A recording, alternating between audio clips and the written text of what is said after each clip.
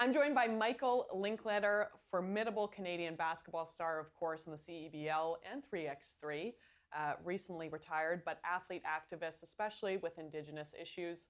Michael, thank you so much. Great to see your face. How are the sporting needs of Indigenous youth different from other Canadian youth? Well, what we know is that since the creation of this country, our people have been oppressed. We've faced systemic and systematic racism, and that applies in the sporting world as well. So, when you see First Nations communities, you have to understand that they are chronically underfunded. The treaties have not been upheld. And so we have a number of issues that our First Nations people face that the mainstream society don't face. So for a lot of athletes, for example, who are gifted, who are able to play at the highest level, might run into a funding issue where they don't have the financial means to continue playing at a high level because the cost is so great.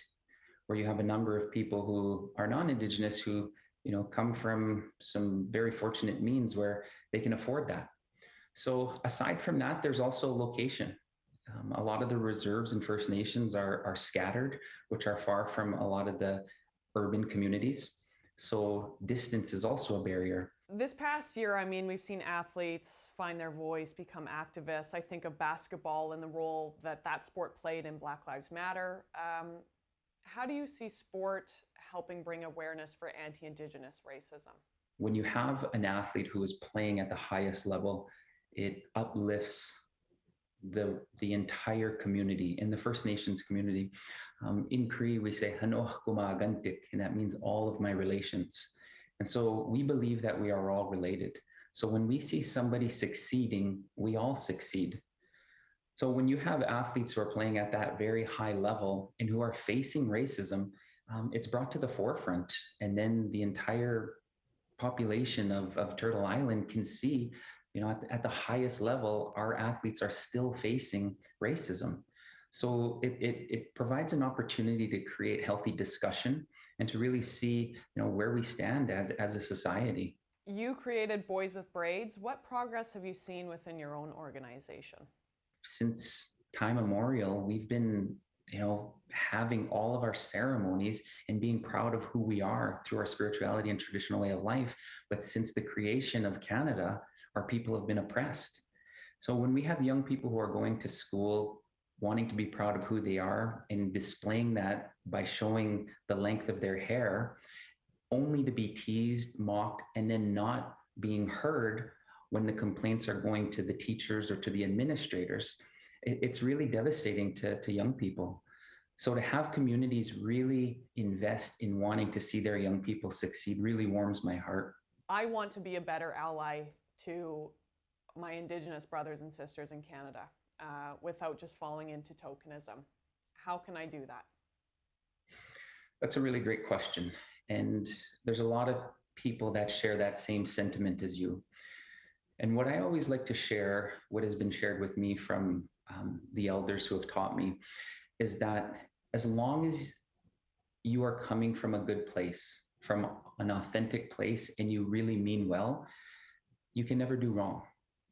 There are going to be places where you stumble and you may overstep, but if you're coming from a good place, that's not going to matter.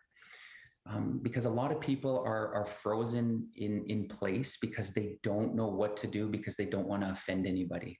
Yeah. So really what's important is to do your own research, understand the calls to action, understand the treaties, and really look into the true history of Canada. We know the residential schools are coming to light, but really what it is that all of Canada has been lied to since the creation of it. And so now that the truth is coming out, which is the first word in truth and reconciliation, it's really important to understand the true history of our country. And that way you'll have that true understanding of what we really face as Indigenous people.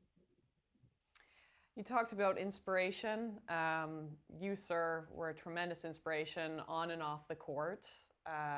Recently retired, so I've got to go there. What is next for Mr. Michael Linklater? Well, I'm currently starting off a campaign, and I'll be running for the FSIN, Office of the Third Vice Chief, and I have a very strong focus and passion with First Nations youth. And I really want to see, some of the topics we discussed today, I want to see that moved forward within the 74 First Nations of Saskatchewan. And it's something that I'm really passionate about, and I'm really excited, and we'll see how this goes. We're excited to watch your journey. Thank you so much for your time, Michael, and it's always a pleasure to see your face and chat with you. Thank you.